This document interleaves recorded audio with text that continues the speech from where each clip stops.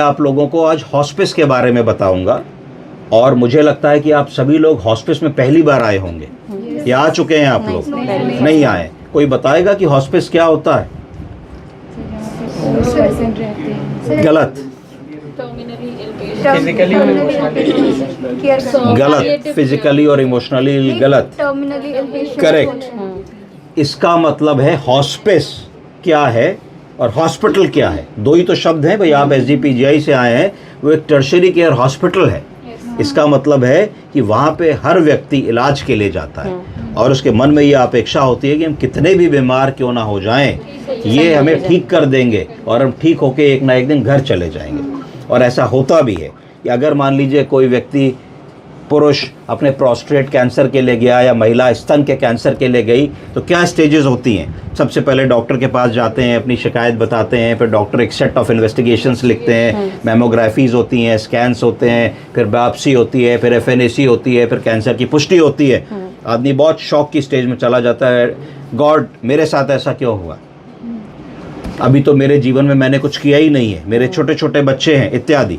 पर वो एक स्टेज निकलती है, उसके बाद फिर उसके इलाज की प्रक्रिया शुरू होती है। पहले सर्जिकल ऑन्कोलॉजी जाया जाता है कि भाई ऑपरेशन होगा, फिर वहाँ दमा चौकड़ी मचती है कि पूरा ब्रेस्ट निकालेंगे कि आधा निकालेंगे कि 1/4 निकालेंगे। मरीज चाहता है भाई मेरी ऑर्गन है, उसको मैक्सिमम कंजर्व करो, पर डॉक्टर के मन में डर होता है कि भाई कंजर्वेशन के चक्कर में कहीं ऐसा ना हो कि बीमारी पूरी तरीके से ना निकले। तो फिर पार्शियल मेस्टेक्टमी होती है, ब्रेस्ट का एक हिस्सा निकाल दिया जाता है। उसके बाद मरीज को समझाया जाता है कि भाई देखो जितना निकाल सकते थे हमने निकाल दिया, अभी भी कुछ डाउट है कि तुम्हारी बीमारी ब्लड सेल्स के थ्रू इधर उधर ना चली गई हो, इसका मतलब सेकेंडरीज ना हो जाए, ठीक है, मेटास्टेसिस ना हो जाए। तो उसके लिए कहा जाता है कि भाई चिंता ना करो, कुछ गर्म दवाएं आती हैं जिनको क्या कहते हैं, कीमोथेरेपी, वो लगाई जाएंगी। उनका कोर्स होता है 5 साइकिल, 3 साइकिल, 7 साइकिल, तुम पूर्णतः ठीक हो जाओगे या हो जाओगी। उसके बाद भी अगर कोई समस्या बचती है तो डॉक्टर कहता है बिल्कुल भी चिंता मत करो, हमारे तीसरे दोस्त हैं जो रेडिएशन ऑन्कोलॉजिस्ट होते हैं, पहले दोस्त मेडिकल ऑन्कोलॉजिस्ट थे जिन्होंने कीमोथेरेपी लगाई, ये आपको थोड़ा सा उस लोकल एरिया में रेडिएशन से जला देंगे। तो जो हम चुन नहीं पाए कैंसर के सेल्स ऑपरेशन में, जो हम कीमोथेरेपी से जला नहीं पाए, उसको हम रेडिएशन से डिस्ट्रॉय कर देंगे, तुम पूर्णतः स्वस्थ हो जाओगे। मरीज बड़ा खुश होता है, कहता है भाई चलो समस्या आई पर चलो उसका निदान है बड़े अस्पताल में, टर्शरी केयर सेंटर में, चाहे वो कोई भी हो देश का, हम वहाँ जाएंगे, हमारा इलाज हो जाएगा। और मरीज वहाँ पूर्णतः इलाज करा के साल 6 महीने में अपने घर चला आता है। डॉक्टर कहता है भाई फॉलोअप में आते रहिए, 6-6 महीने में, 4-4 महीने में फॉलोअप में आता रहता है। वो खुश रहता है, उसकी दिनचर्या चलने लगती है, वो ऑफिस स्कूल काम शुरू कर देता है। फिर एक दिन ऐसा होता है कि भाई लोग कहते हैं तुम्हारी आंखें पीली क्यों लग रही हैं, पेशाब तुम्हारा पीला हो रहा है, मरीज़ कहता है कुछ कमज़ोरी भी आ रही। फिर वो डॉक्टर के पास जाता है, बेटे हंसने की बात नहीं है, इट्स नथिंग टू लाफ, किसी के साथ भी हो सकता है, मेरे साथ भी हो सकता है, तुम्हारे साथ भी हो सकता है। उसके बाद फिर जाता है, फिर डॉक्टर उसको सेट ऑफ इन्वेस्टिगेशंस बताता है। सेट ऑफ इन्वेस्टिगेशंस जब बताता है तो फिर लगता है कि भाई ये लिवर में कुछ समस्या आ गई। फिर डाउट होता है, लगता है लिवर में बीमारी आ गई। इसको सेकेंडरी मैनिफेस्टेशन कह देते हैं। जब सेकेंडरी मैनिफेस्टेशन हो जाता है तो जब प्राइमरी कैंसर अगर ब्रेस्ट में और सेकेंडरी लिवर में आ गया तो फिर बहुत ज़्यादा विकल्प हमारे पास नहीं बचते। उस केस में फिर कीमोथेरेपी को छोटी मात्रा में दे करके जीवन को कुछ बढ़ाया जा सकता है। इसको कहते हैं मेनोमेट्रिक कीमोथेरेपी, कम मात्रा में। क्यों? इसका मतलब है कि अब हमारा जो इंटेंट है कीमोथेरेपी देने का वो कंप्लीट क्योर नहीं है, इस समय इंटेंट है कंफर्ट। हम ये चाहते हैं कि भाई हमारी नाव तो डूबी रही है पर 6 महीने किसी तरीके से उसको और तैरा दे। तो वो एक स्टेज आती है, तो आप थोड़ा रेडिएशन भी देते हो, उसको पैलेटिव रेडिएशन कहते हैं। ये सब करने की कोशिश करते हो जहाँ दे सकते हो जिस ऑर्गन में। कुछ लिवर सपोर्टिव दवाएं दे देते हो। कुछ लोग ऐसा भी करते हैं, बड़े एग्रेसिव जाते हैं, वो कहते हैं भाई लिवर में कई लोब होते हैं तो हम लिवर का एक लोब जिसमें बीमारी है उसका थोड़ा पार्शियल रिसेक्शन कर देते हैं, पर उसमें कोई favourable benefit effect life prolongation में नहीं देखे गए। तो ये एक स्थिति चली और पहले मैंने स्थिति बताई डायग्नोसिस की, फिर 2-3 साल की स्थिति बताई, फिर ये वाली स्थिति बताई जब मरीज की बीमारी फिर से आ गई कहीं और, वाई मी, फिर भी जो हो सका हुआ।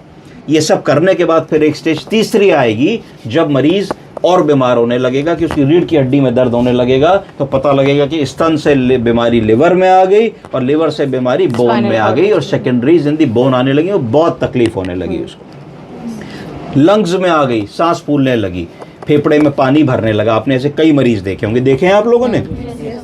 उस स्थिति में हम क्या करें मरीज के साथ? क्या उसको कह दें कि अब भाई कुछ हमारे पास उपलब्ध नहीं है, आप घर ले जाइए, सेवा कीजिए, गंगा जल पिलाइए? नहीं कह सकते। पर हमारे हॉस्पिटल्स में इतने बेड्स भी नहीं है कि अगर हम टर्मिनली पेशेंट्स को एडमिट रखते हैं तो जिन मरीजों को अभी हम ठीक कर सकते हैं उनका अधिकार कम होता है। तो उस तरीके से हमें क्या सही उनको राय देनी चाहिए? हमें ये राय देनी चाहिए कि दीदी आपकी बीमारी इस समय ऐसी स्टेज पे आ गई है कि अब क्योर संभव नहीं है। टर्शरी केयर हॉस्पिटल इसलिए बने होते हैं कि वर्ल्ड का बेस्ट ट्रीटमेंट आपको दें, पर अनफॉर्चुनेटली 1, 2, 5, 10% ऐसे लोग होते हैं जो वर्ल्ड का बेस्ट ट्रीटमेंट मिलने के बाद भी पूर्णतः क्योर नहीं हो पाते। तो आपको अब हॉस्पिस की ज़रूरत है। हॉस्पिस एक ऐसी जगह होती है जहाँ पे हमारा ध्यान क्योर की तरफ नहीं होता, क्योंकि हम क्योर नहीं कर सकते। हमारा सारा ध्यान कंफर्ट की तरफ होता है, सिम्टम कंट्रोल करने की तरफ होता है। बोलिए सिम्टम कंट्रोल। क्या होता है सिम्टम कंट्रोल? की अगर किसी की सांस फूल रही है, वो भी तो इंसान है, वो भी तो जिंदा है, उसके भी तो दर्द होता होगा, तो आप उसको ऑक्सीजन लगा दीजिए, आप उसको नेबुलाइज करा दीजिए। अगर उसके लंग्स में पानी भरा है तो आप अपना निडल डाल करके प्लूरल एफ्यूजन कर दीजिए। नहीं हो रहा तो सेंट्रल लाइन जैसी एक पतली लाइन डाल दीजिए, लंग्स में जो पानी बनेगा नीचे बैग में ड्रेन होता रहेगा। तो प्लूरोसेंटेसिस कर दिया आपने, प्लूरल एफ्यूजन को आपने निकाल दिया।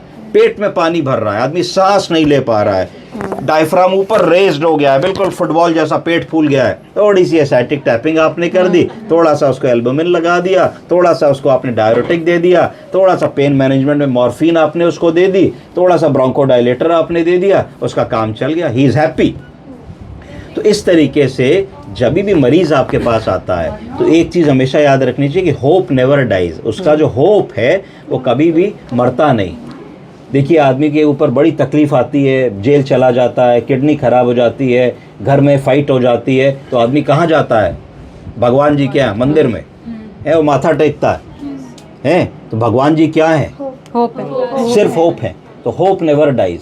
इसलिए जब भी आदमी आपके पास आएगा, हो सकता है आप में से कुछ लोग, अभी गवर्नमेंट ऑफ इंडिया की कई स्कीम्स आ गई हैं जो बीएससी वालों को और एमएससी वालों को 1-1 साल का फ्री डिप्लोमा करा रही हैं पैलेटिव केयर में, और फिर पैलेटिव केयर ऑफिसर्स की तरीके से आपको इंडक्ट करेंगी, जिसमें आपके पास बहुत अधिकार हो जाएंगे कि कई सारी दवाओं को देने वाला WHO का जो पेन मैनेजमेंट लैडर है वो सब आप लिख सकेंगे। तो उसके बारे में भी आप सोच सकते हैं, हम आपको समय समय पे अपने पोर्टल पे अपडेट करेंगे। तो उस पर भी आप लोग बीएससी करने के बाद भी जा सकते हैं और एमएससी करने के बाद भी जा सकते हैं। जिनको पैलेटिव केयर में जाना होगा तो उसमें आप as a palliative care team specialist under a supervision of a doctor आप पेशेंट को पैलेटिव केयर सेंटर पूरा चला सकते हैं। तो ये सब चीज़ें हैं जो आपको समझनी पड़ेगी। पीजीआई भी प्लान कर रहा है। सर हमने पैलेटिव पे